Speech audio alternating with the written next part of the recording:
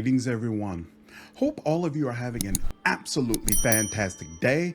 We're back again with more Pathfinder, Wrath of the Righteous. And this time, as I said before, I want to comb through all the old builds, starting with the party members. So, might as well go to Greybor. And I think Greybor is probably going to be one of the easier builds to go through, because half the work is already done for you. You get him at level 9, and all of his stuff is set. Honestly, I don't see any reason to deviate from his build. It is absolutely fantastic.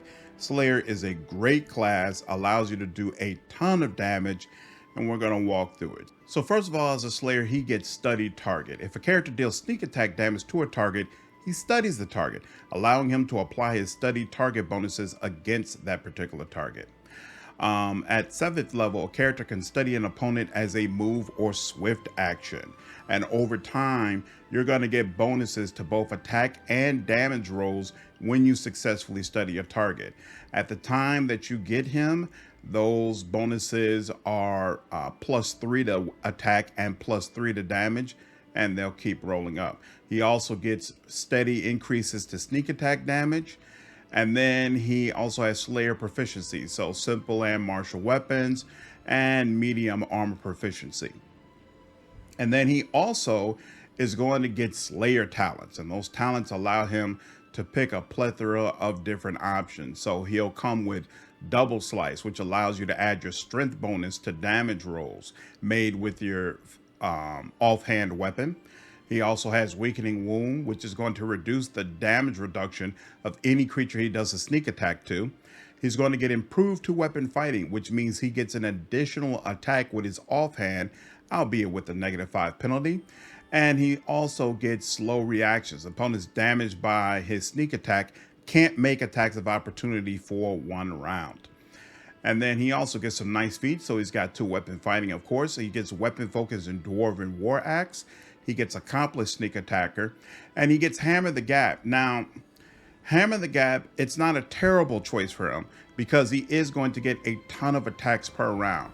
Usually, I don't like Hammer the Gap for melee characters because you're going to miss all the time in melee. So especially when you get to those later attacks, you know, they're going to come with penalties, -5 penalty. And then we are going to take greater 2-weapon fighting at the 10th round. That comes with a -10 penalty to that additional attack. Hammer the Gap is not just about doing a certain amount of hits per round. It's also about doing consecutive hits per round to get the most out of it. But I'm okay with this being in Greybor's kit because he's got the studied target ability that he can use, which is going to significantly increase his ability to do weapon attacks and offset some of the penalties that he gets with later attack attempts. So I think Hammer the Gap is actually still a great choice for him. And then, of course, if you're a strength-based fighter, you should absolutely have power attack, no doubt about it. So great stuff all the way around, just gets better and better as he goes along. Let's go ahead and go through it. So he starts with skills in athletics, mobility, and stealth, and he's got a little bitty bit in perception.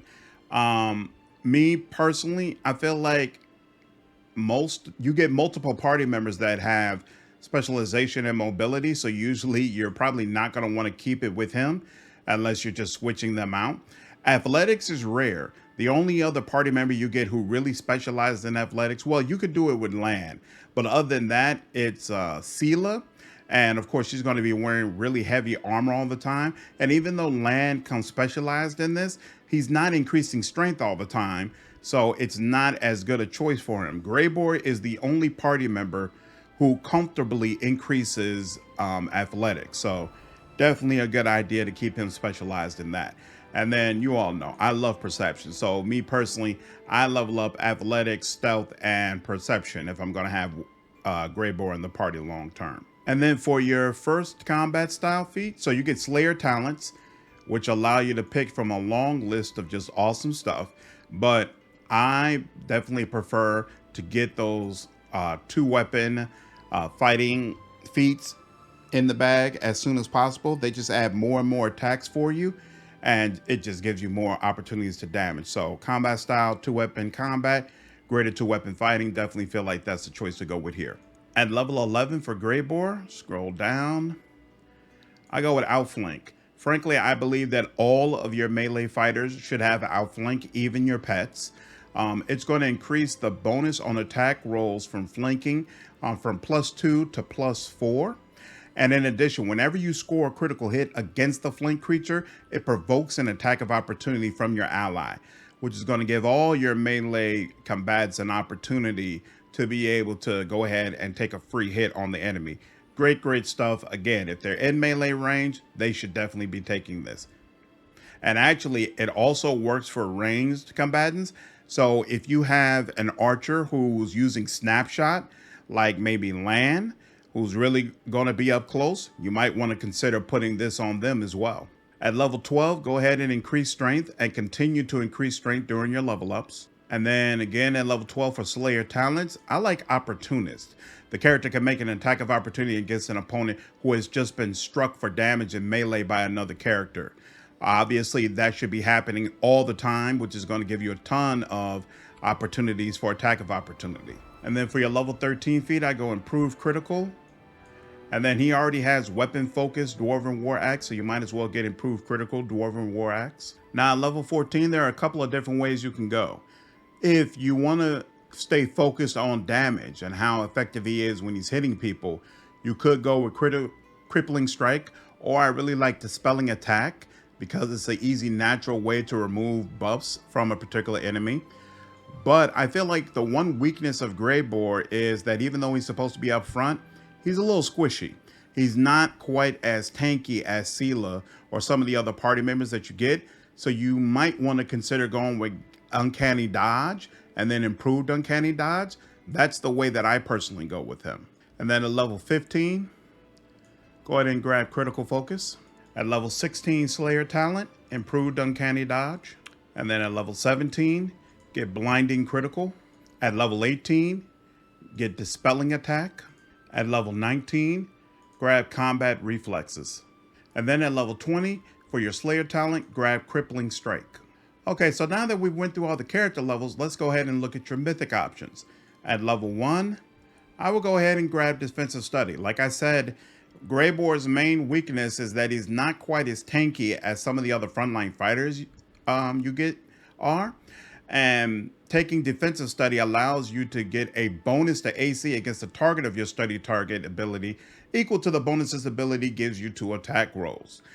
So at the time that you get him, that's what, a +3 or +4 to AC? It's nothing to sneeze at. And so I feel like this is well worth taking. Again, Greybor does a fantastic amount of damage right from the time you get him. So you don't have to worry about doing more for him in order to be able to get the type of damage that you're looking for. For your level 2 mythic feat, I would go with 2 Weapon Fighting Mythic. For your level 3 mythic feat, I would go with Ever Ready. For your level 4 mythic feat, I will go with Power Attack Mythic. For your level 5 mythic ability, I would go with Thundering Blows. Again, he gets a ton of attacks per round, and some of those later attacks have a huge penalty against them. So Greybor is going to miss, and this will help you do some additional damage even when he does. For Mythic level 6, I go Improved Critical, Dwarven War Axe. For Mythic level 7, I go Leading Strike. For Mythic level 8, I go Flawless Attacks. Unfortunately, there's a bug in the game right now where it won't let me properly finish a respec of Greybor. It stops after I finish Mythic level 8 and won't allow me to do the last Mythic level. But for Mythic level 9, I'd probably go with Unrelenting Assault to give you some additional damage on your rolls. You could also go with Always a Chance if you wanted to help ensure that you're always be able to hit. And then for Mythic level 10, obviously Mythic Sneak Attacker is a great option to give you some additional damage. Okay, so now we're in a battle situation and it's Greybor's turn. Unfortunately, he is not already in melee distance of the attackers. So he'll start off with putting, I guess we'll put Study Target on him and then charge towards him. And I experienced the lovely bug where it won't allow you to charge forward. No problem. We're just going to go forward a little bit, and then we'll have to attack him on the next turn. Okay, so now round 2, and he has access to a full attack. But... oh, yeah, so he can hit him. Awesome. And he gets 8 attacks in a turn. Let's go ahead and make use of that. All right. So, first, he went out to the Greybor Contaminator and did what? 43, and then that's 81. That's 124. And then what? 160 damage overall to that guy and destroyed him. And then after that, his full attack still had more attacks left. So he turned over to the Ash Giant Wrecker and did another 30, 63, and what's that? 92. And then that would be what? 121. So massive amount of damage, especially when he's able to do full attacks while surrounded. All right, Greybor's turn again, and he's got this guy right in front of him. But actually, we're going to go to this guy instead, so that hopefully we can get multiple people with an attack on this round. So he's down, and then he's down. Unfortunately, this guy was too far away.